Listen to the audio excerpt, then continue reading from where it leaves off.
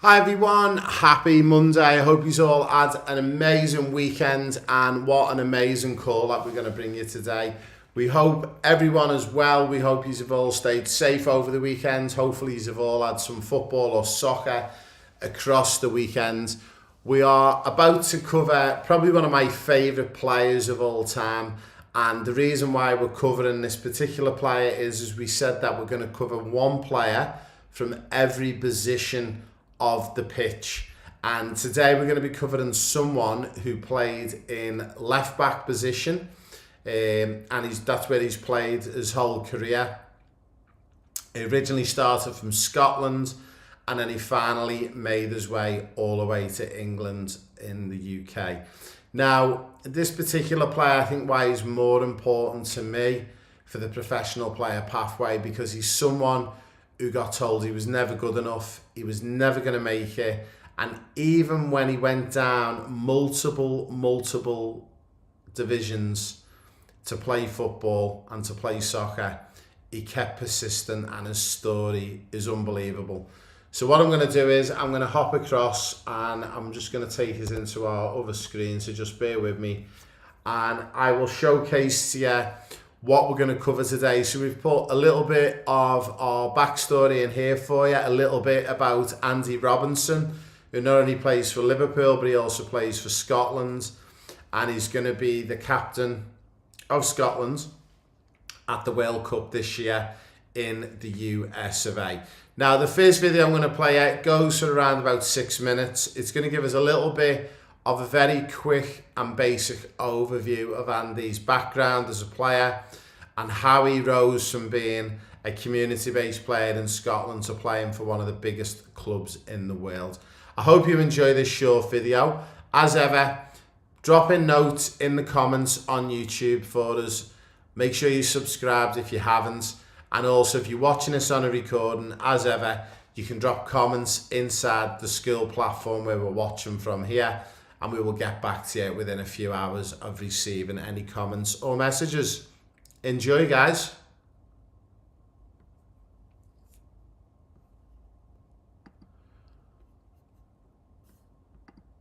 Apologies, guys, just 1 second. I've just got to log into my YouTube, and I've just realised for some reason it has logged me out. So just bear with me while I just log in. So hopefully this will work for me now. And I've just tested this today, made sure it was all working, and now we're saying it's not logging us in. I will see if I can play this clip from here.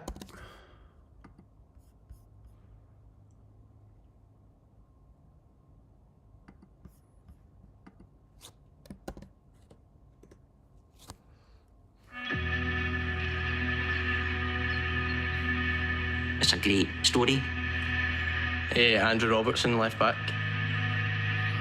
It's a young lad who was rejected as a footballer at a young age. Never gave up. Robertson. He certainly likes the ball forward. He's going to have a go too, and Andrew Robertson. As much as he's had a huge amount of success, he's still never forgotten his own roots, and he's still a proud Gifford boy. Andy always believed he would be a footballer. What Andy didn't know is what level that would be at.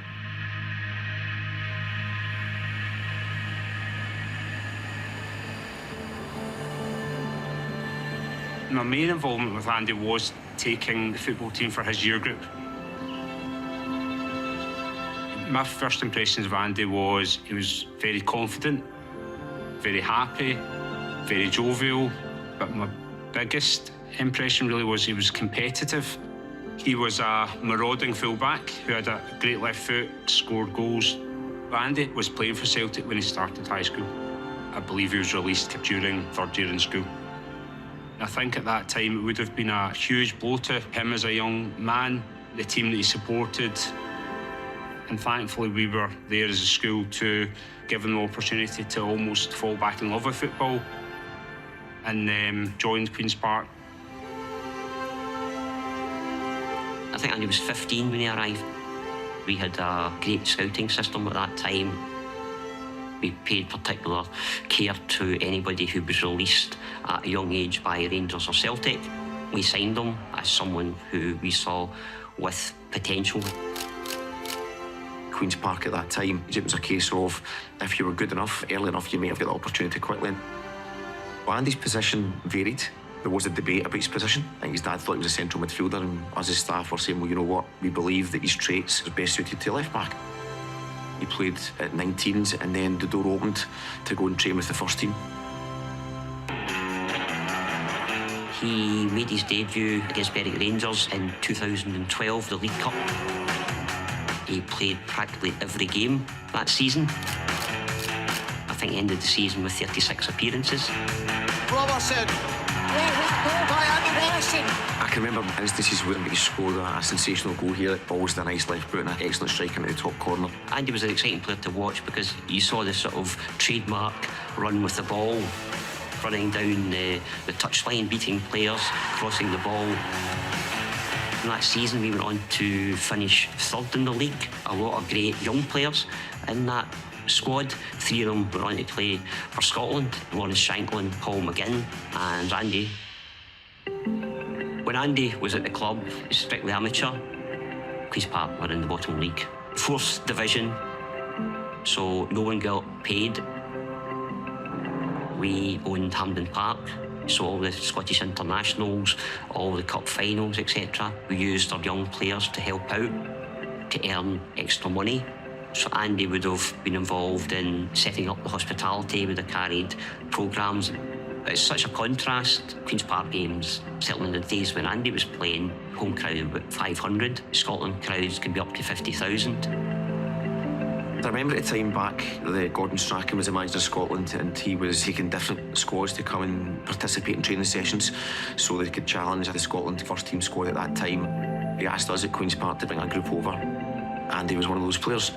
All people at Queen's Park want to play full-time football, and we're playing against top players, people playing in the Premier League and the Scottish Premier League, so it was a great experience for all the boys. And you look back on it now and it's a bit bizarre and a bit surreal that there's absolutely no way that at that time you would think he would have went on and achieved what he has done. Well, I think he's now going to be the longest ever serving Scotland captain. Most people often ask me, did I see what he was going to become in school? Sadly, the answer of that is no, but that's partly because the level of success he's had. When you watch any young player at Queen's Park, you hope that they go on and have a good career in football. The fact it's happened for Andy is a credit to his own dedication and work rate. There's nothing better than seeing him running with the ball at his feet. You can still see the elements that he had when he broke into the Queen's Park first team. I think that is a great message to all of us that, never to give up, even if you think that a number of doors have closed, and just keep trying the next door and see what happens. The message that Andy's journey gives to young players is that if you believe in yourself, then there's always a chance. I'll be incredibly proud seeing Andy lead Scotland out in the Euros. Brings a lump in my throat right now, so I'll be very, very proud.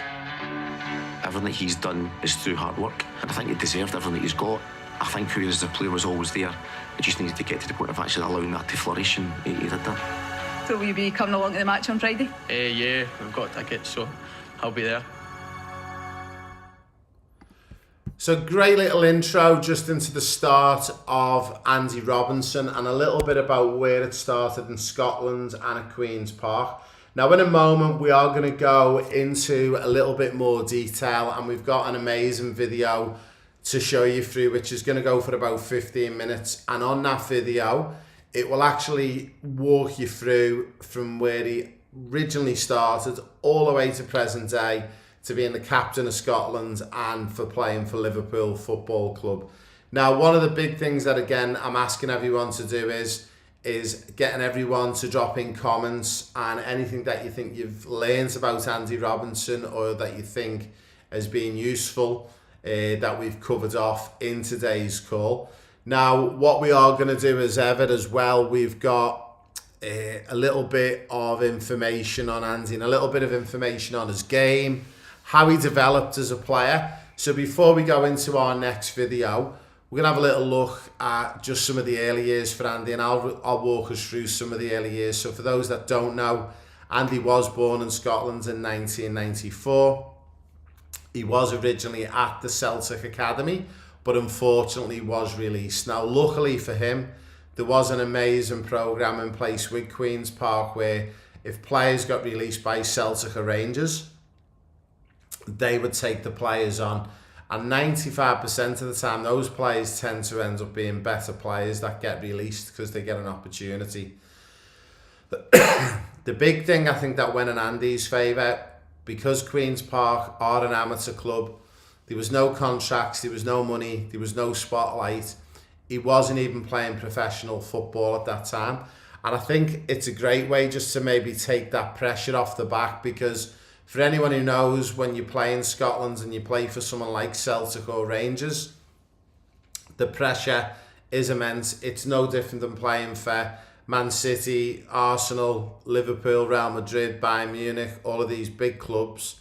It is really, really hard. Now, he eventually managed to impress at Queen's Park and his performances started to shine out. And the big thing was, because he was so young, he was given an opportunity to showcase himself playing senior football at 16 and 17 years of age. He eventually signed for Dundee United, and that was his breakthrough season because he ended up going on to be Player of the Year as well in the league, which is unbelievable. He then earned very quickly a move, to Hull City in the Premier League. Very fortunate that Hull City were very forward-thinking club. They signed not only Andy Robertson, but they also signed Maguire, who now plays for Manchester United. And they were very clever, Hull City. They knew they had money being in the Premier League, but they couldn't afford to go out and buy a £100 million player, but they could spend maybe £1 million on a player. So their recruitment was absolutely spot on. Now, during his time at Hull, he experienced a couple of relegation battles, and I truly believe that being involved in them relegation battles helped him with resilience, which we always speak about, character building, and many, many other areas as well. Now, I think all of the different steps helped him prepare, but then he finally did get that move to Hull, and then after a couple of seasons of being at Hull, he was then spotted by the then Liverpool coach Jurgen Klopp, and the rest was history. Now, what we're going to do is, we're going to take you to our next video, and the next video goes for around about 14-15 minutes. And what I want you to do on the next video, I want you to make as many notes as you can about what helped him to get to certain points in his career. If he talks about anything that's useful for you or anyone else who's on this journey as well. So also, do you spot or listen to any negatives that you think, or there was any issues that he had along the way? Whatever you can pull out, the best comments in the chat, we will pull out at the end, and I'll give you a shout out for the guys with the best comments. So what we will do is we will take us back into our screen control here, and hopefully this particular video will play, and if it doesn't, I will jump across in the other screen, and we're going to have to get that fixed. I did fix this so we weren't going to get any more errors today, but it's obviously decided to play up on me. But I think we should be able to play this particular video here. I came off injured at half-time, so I missed the second and third goal. I was in the shower, and like somebody just kept on running and going, "Go, go!" I'm like, "What? Like, what is going on here?"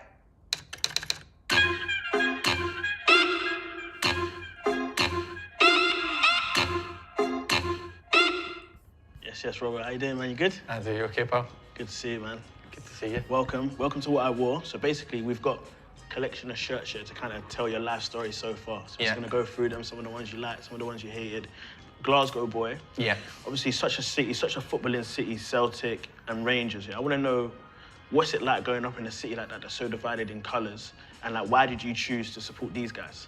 Yeah, like usually, you know, you're kind of brought into a family of Celtic or Rangers, and my mum and dad, you know, had Celtic season tickets before me and my brother were born, and so you had no choice. No, I didn't want a choice. To be fair, it was quite easy one for me. But yeah, look, obviously up in Scotland, it's very Celtic Rangers, you know, heavy. It's you know, my side was definitely Celtic, and yeah, I just you know, I loved watching them when I was a wee boy. Yeah, so when you saw like watching them, like who were some of your heroes? I got Larson top here. Like, just your guy? Yeah, he's my guy, man. He's my guy. Yeah. Was he probably like, when you saw him in this shirt, was like one of the key reasons why you wanted to be a footballer yourself? Yeah, you know, he was a huge part of why, you know, like, even like me and my brother, all my mates used to go out in the back garden and score goals and do the Larson celebration, sticking your tongue out and everything. Like, that was our life, do you know what I mean? But, you know, he's one of the greatest players to play for Celtic for me, and, you know, for me to witness his greatest years was amazing. But it was a really good team back then. They had a lot of players, you know, like Petrov and Lambert and people like that. And loving a club, idolising a club, then you get to wear the strips like as a youth team player then. What's that? Just talk to me about that feeling. That was the best bit, you know, obviously the day you get told like you're going to sign for the under-11s or whatever, under-10s it was, but then the day you get like all the tracksuit, the bag, the strips, that's like, it's class. It's just like, I couldn't take it off. I just used to wear it to like in the street and everything, and just wore my tracksuit at all times, because, you know, that was the best part. You felt as if you were like a proper player, but you were only 10 years old, do you know what I mean? And that, for me, that was the best part, just walking about in Celtic clothes all the time. Then like Queen's Park phoned me, and, you know, I've always said it to Queen's Park, when they first phoned, I wasn't exactly, you know, blown away. Like, do you know what I mean? I wasn't like, I was hoping like, when I first get released from Celtic, maybe to get, you know, another SPL club or whatever. And then Queen's Park phoned, and I was like, okay, like I said to Mum and Dad, yeah, I'll go to their training, let's see how it is. And, you know, the first day I went to training, I just fell in love with it, and I thought, you know, this is the place for me. This is the place where I'll kind of, you know, be able to express myself the most. And, you know, luckily. So how important would you say like these straps were to your career coming? Everything, really. I always think this part of my life was amazing, and it was like a fairy tale and everything, but this is where my career started. When I get let go, I took a knock, and it was then where I had probably my first doubter. You know, I had somebody that didn't believe I could be a footballer, and it was all about proving them wrong. But 15 to 16 at Queen's Park, I was terrible. The first season I played, really? I was terrible. Yeah, I was just going through everything. I mean, like growing and stuff like that, and everything going on, and trying to adapt to not play myself again more. First year. In that mode, did you think like maybe I'm not? Nah, I thought this is it. I'm finished with now. I'm finished with. But luckily, like the next season, there was like 2 teams. It was like a weird structure, and I went into the lesser team, and I just, like, the under-17s was a huge year for me. I just managed to express myself, played left back, started to find my role in the team, and then, you know, from that moment on, I've generally not looked back. For sure. And then you get that move, almost like, was it a justification? Like, you know what, I've proved myself, I've got my move now. Like, how did it feel like wearing this shirt? Well, I love, like, my year at Dundee United, like, legendary. Smile about, I love it, honestly. I didn't want to leave. Dundee United. I was only there for a year. Obviously, we'll come to Hull, but when Hull came calling, I thought it was too soon. I thought, like... You didn't think you was ready?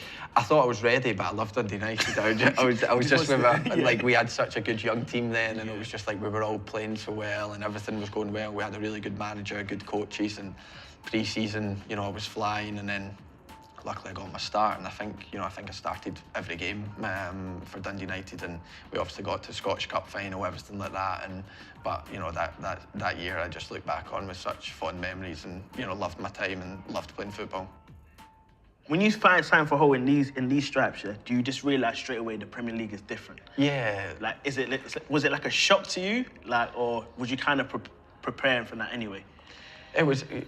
In the January at Dundee United, I remember Everton tried to sign me. Roberto Martinez came up and watched me and everything, and they wanted to loan me back to Dundee United and stuff. So I knew there was going to be interest in the summer. How strong the interest was going to be, I didn't know, but I remember going down, and I remember saying to my agents, look, I'm just going to go down, I'm going to see the place, I'm going to come back up, I'm not going to sign on the weekend. And I think if you see the picture that I signed with, that's why my hair's all over the gaff, honestly. I was away for pre-season for 3 weeks. It was terrible back then, and I still look at that picture and I hate it, because it gets brought up quite a lot with me and Harry Maguire signing the same day, and it's not a great picture for me. But as soon as I spoke to Steve Bruce on the phone for about half an hour, and he was just like, you're ready. Do you know what I mean? I've watched you, you're ready.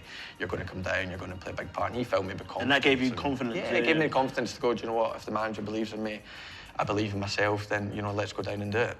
Obviously, the red of Liverpool is so iconic. Everyone knows how much history the club has. When you sign for them, what's that feeling when you wear the shirt for the first time? Is it pressure? Is there weight on the shirt?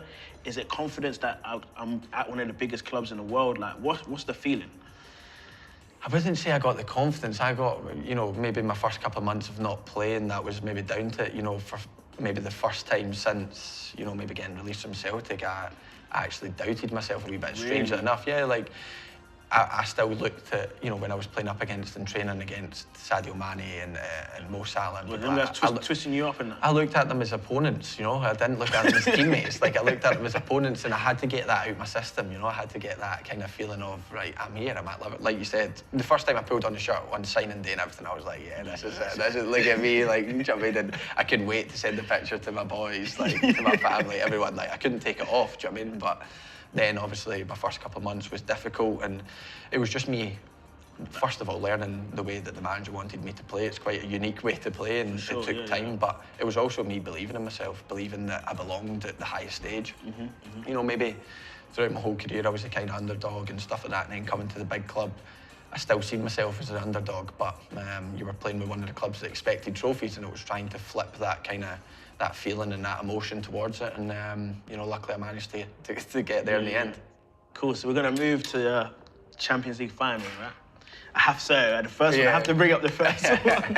So if you come around here, bro, like, I just want to know, like, you come from Scotland, you played at Dundee, now you're playing in a Champions League final room with superstars everywhere. Like, just talk to me about the whole day of, like, preparing for a final and putting on that shirt for the final.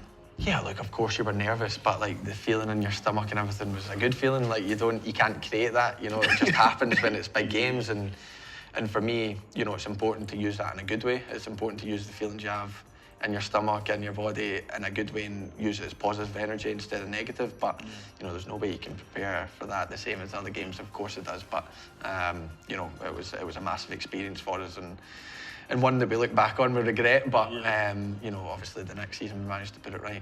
Yeah, for sure. So we're going to move into the next season. Before we get to the final, we have to talk about this game, yeah? So I was at the first leg, right, when the 3-0. I think, this Messi guy, he's on a different level, like Liverpool are going home. So talk to me about going into the second leg. You see these guys in the yellow away shirt, they're coming with all the swags, they've got the advantage. Do you guys really think you can do what you did? It's easy for us to answer now because it happened. We can say but like what I can say is the way we were in the changing room, 10 minutes before you go out and kick off, it was something I've never seen and something I've not. Really? It was just the focus. It was the way you could see everyone was kind of pumped up for it, but it was more the focus that I looked around the changing room and I go, we could do something. When the fourth goal goes in, just talk to me, is it elation? Like, are you trying to stay focused because the game's still going on? Like, what's that? Well, obviously, I came off injured at half-time, so I missed the second and third goal. I was in the shower, and, like, somebody just kept on running in going, go! I'm like, what? Like, what is going on here? I was, like, trying to get ready quick as I could, so I went out at 3-0, and then I remember the fourth goal went in, the manager turned around and went, like, what happened? He never seen it because he was talking. He didn't. I think Trent even took it too quickly for him. So, and I was like, I just remember hugging him. I was like, I don't care. Send him. Don't worry about it. What was it like? So obviously you're going into the Champions League final. You played Real Madrid. You've played Barca. But you're playing against a team that's domestically.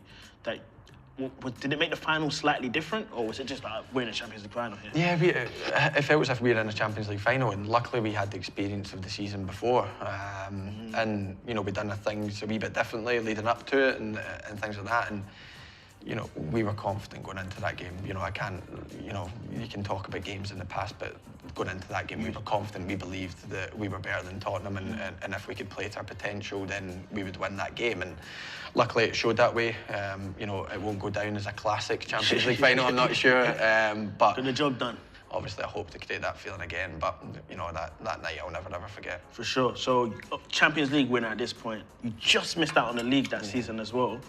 But then the next season, you do it. Like, what was it like to be a part of a team in this shirt that have brought like the league championship to Liverpool in over 30 years? Like, talk to me, is this more special than the Champions League?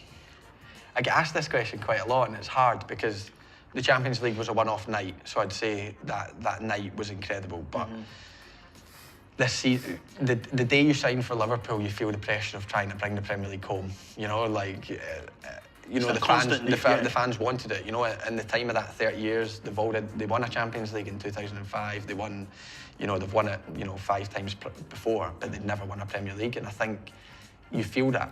And for us, we got off to an amazing start that season, just win after win after win. And we won against big teams coming from behind. We looked as if we weren't going to like drop any points, and you know, luckily we were a class above that season, and we obviously brought the Premier League home to, unfortunately, an empty stadium. But you know, that was only the down part of it. But I'm sure people celebrated it right and properly, and you know, we certainly did.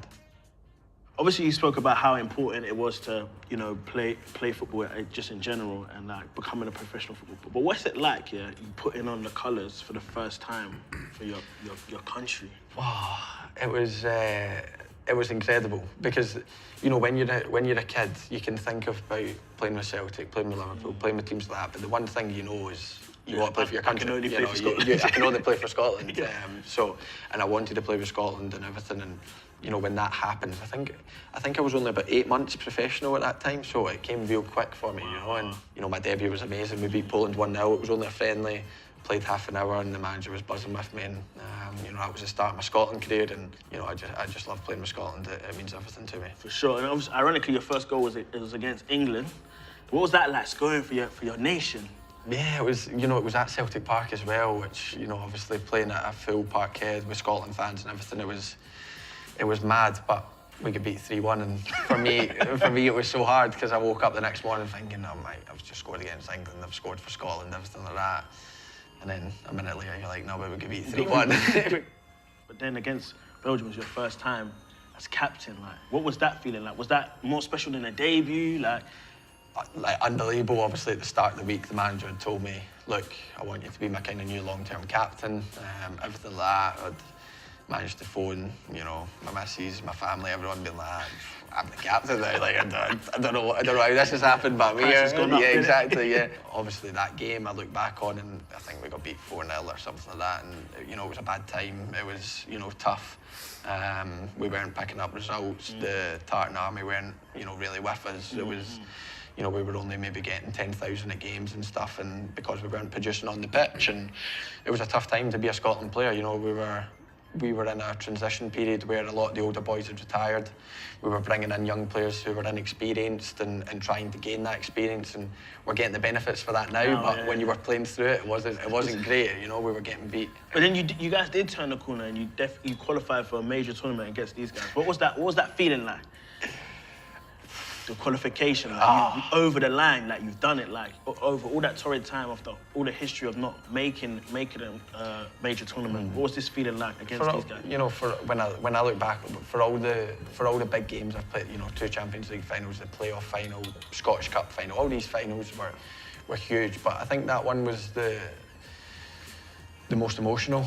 Yeah, it was the one I didn't quite cry, but I was close to it. I was close to it at one point. Yeah, I was close to it. But, you know, you get the chance of qualifying through the Nations League, and you beat Israel at home, and then you think, okay, we need to go away to Serbia, which is, you know, such a tough place to go, and being able to play as well as we played was incredible. And what I liked about it the most is we lost an equaliser in the last minute, and I guarantee 5 million people back in Scotland were like, oh, here we go again, we ain't qualifying, we're never going to qualify. But the lads believed, and obviously taking it to penalties, what a feeling, and you know, what a night we had after it. It went on probably a wee bit too late, or a wee bit too early. What a night we had. We enjoyed it, we deserved it, and obviously finally we'd ended the long wait to get Scotland back to a major tournament. You did play in a major tournament, Euro 2020 or 2021. With one of the best shirts of the tournament, I think. Yeah. What was that, just playing in a major tournament, like internationally? We wanted to do well, and obviously we done well against England, but the other 2 games we didn't quite get the results. But it's something we'll gain experience from, gain, you know, confidence from, more importantly. And I hope we don't need to wait another 23 years, because I certainly won't be there if that's the case, and I want to be there again. But honestly, the 3 games I loved every minute of, and it just meant so much to me. Beautiful. So, Robert, last question, yeah? You're in a burning building, and you have to save 2 shirts, right? Wow. So out of all these? Out of all these. So one shirt is based on your most fondest memory in the football shirt. Yeah. And then one is based straight on the style. So if you like that United shirt, you can take it and I won't say anything. I'll be fair. So we're gonna start with the one your most fond memory in a football shirt, and you've got some great memories here. yeah. You have to pick one, bro. That was the Champions League final one, wasn't it? Yeah, that one. So that's the one you're going with. I'd definitely go that one. Champions League final one. Wore it all season. Loved it. I'd go that Turnover one. against Barca, you have to go with that one. Yeah. All right, cool. So Yeah. now this one, strictly on the style. What shirt you like based on the style? Me and you are going out. What we rocking? I don't think it's even close. I think I touched on Bumblebee. it earlier. I've got to go Bumblebee. Yeah. like I love this strip. Honestly, if Celtic brought out another one, I'd buy it straight away. They brought out an old school one, but it wasn't quite the same. Wasn't but quite Bumble. this one was a huge part of my growing up. Like everyone had this strip, and I think obviously that one wouldn't fit me. But if I could find another one that could fit me, I'd That's the take one, that. yeah. Yeah, I'd grab the two. Yeah, that's for sure. Appreciate your time, man. Thanks for coming on the Thank show. you, mate. Appreciate Top it. man. Thank you. Amazing. So hopefully you guys enjoyed that little walk down memory lane with Andy Robertson, who's probably one of the most decorated and best fullbacks that we've not only seen in the Premier League and in the Champions League, but probably, I think, on the planet. He's got to go down as one of the best left backs, because to come from being released at Celtic at 15, at 16 and being told he'd never ever make it as a professional is just a true testament to himself. Now what we are going to do is we are going to go to a very, very quick short ad break. Whilst we're away on the ad break, grab yourselves a quick drink, make sure you got a pen and paper ready, and we're going to do a player breakdown after the break, where we're going to cover off a little bit of Andy Robertson, his strengths, his weaknesses, and even at his age in the game where he's coming towards the end of his career. We'll have a little look at one or two things that we think we can spot within his game. We'll be right back with you.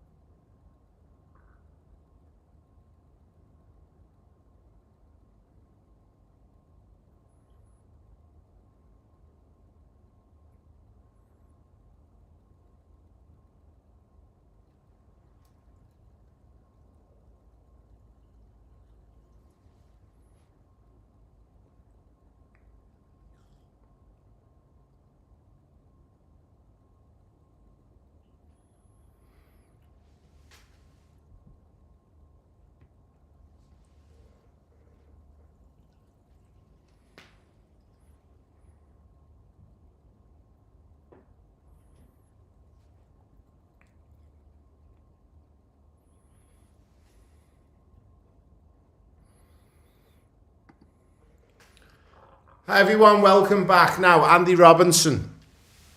Firstly, what's he won in his career and what makes him one of the best left backs in the history of the game of football? Well, he's won multiple Premier Leagues, he's won the Champions League, he's won the FIFA Club World Cup, he's won the FA Cup, he's won the League Cup, he's won the Charity Shield, he's won everything you could win at club football level. Obviously, at an international level, he's not won a World Cup or a Euros with Scotland.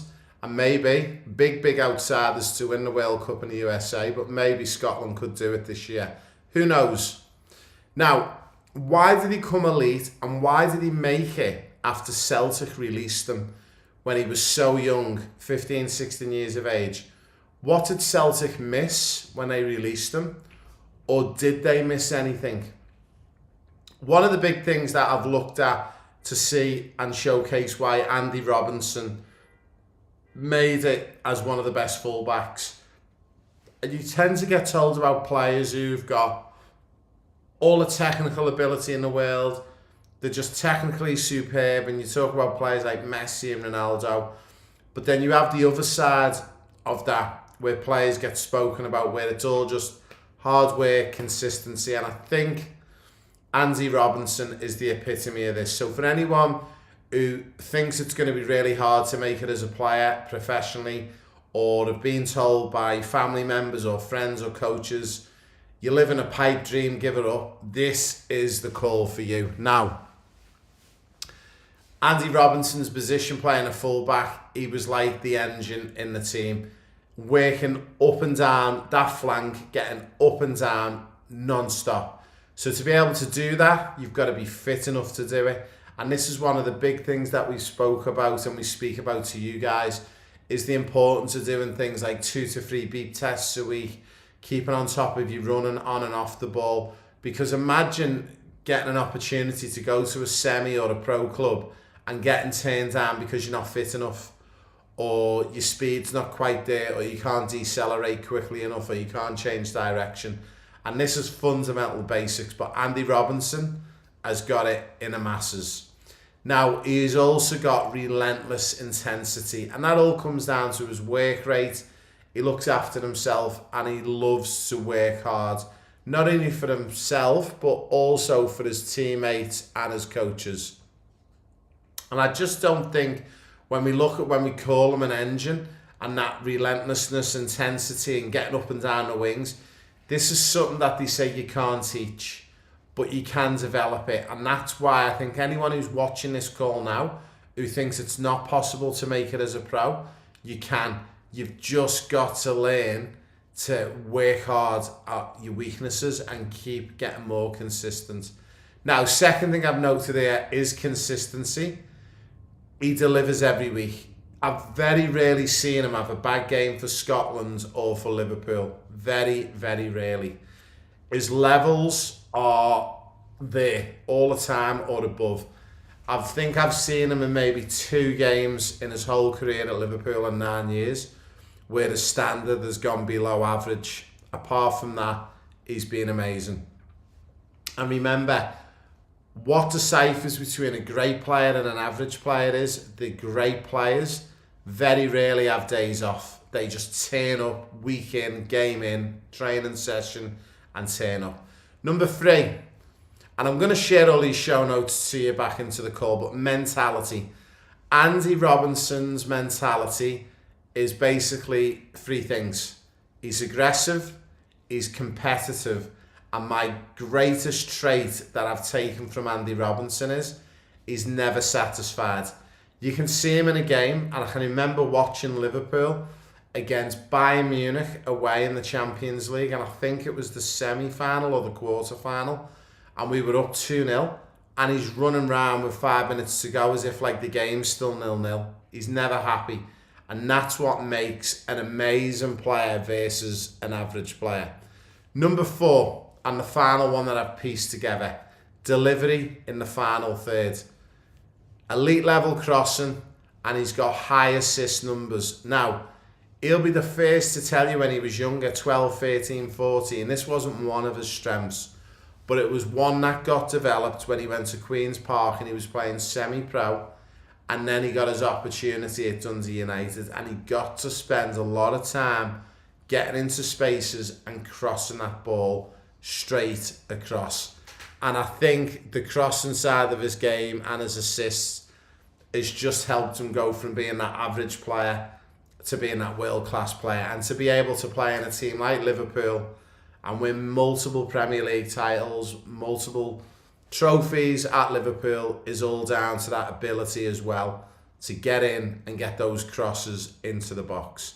Now, if we're looking at you as a player, your pathway won't be perfect, just like Andy Robertson, okay? Andy Robertson didn't go to an academy, Sam Pro, straight in for Celtic. No, he was rejected from a pro club. He had to play amateur football. He went down into the lower leagues where there's no contracts. And then he decided he was going to work at everything he needed to work on. Remember, your work rate is a weapon. You can use your work rate as a weapon, but also that weapon can be used against you. If you're not willing to work and put the effort in, that could be used against you. But if you're going to use it to your advantage, it can go big time in your favour. You can control effort every single day. Remember that. Consistency beats talent, okay? There are more talented players than Robinson, 100%. But there are fewer reliable ones. And I think if you were to ask any of Andy Robinson's previous coaches or existing coaches, they will all say the same thing. He's super reliable and he's always there and he can be relied upon no matter what. Now, final one, mental toughness. Rejection didn't stop him, okay? I'm sure there was times when he was younger, he got upset. But he used that as fuel to build himself up. And that's what I encourage you to do. You might only be playing community football, okay? You might be playing in the 9th tier of the country where you play soccer. You might be playing in the 17th tier. Use that as your fuel to develop yourself as a superstar like Andy Robertson. Now, there was some early weaknesses in Andy's game, and I've done a lot of match analysis on him. And I actually was aware of when Everton were interested in him, because I've actually met on a couple of occasions Roberto Martinez, who was the ex-Everton coach, who's now the head coach for Portugal, and CR7 for Ronaldo. Now, he did have defensive positioning issues. He struggled because of the amount of times he got forward, was knowing what to do when he had to tuck back in. Was his job to tuck in and win the ball? Was his job to get in behind the ball and just give his team a numerical advantage? But that was definitely one of his early weaknesses, of which he did go on and fix. Decision making was another one. He wasn't decisive in the final third. He could get into the spaces, he could receive the ball, but he couldn't make that final decision up. Now, he was also overcommitting, doing too many forward runs too often, which ended up making him look tired in the last 30 minutes of games, and it left him and his team with wide open spaces in the fullback. Now, how did he fix it? Quite simple. He had one of the best coaches on the planet in Jurgen Klopp. He had tactical discipline and game understanding. Remember, no one turns up perfect, no one arrives perfect, and no one even leaves a club perfect.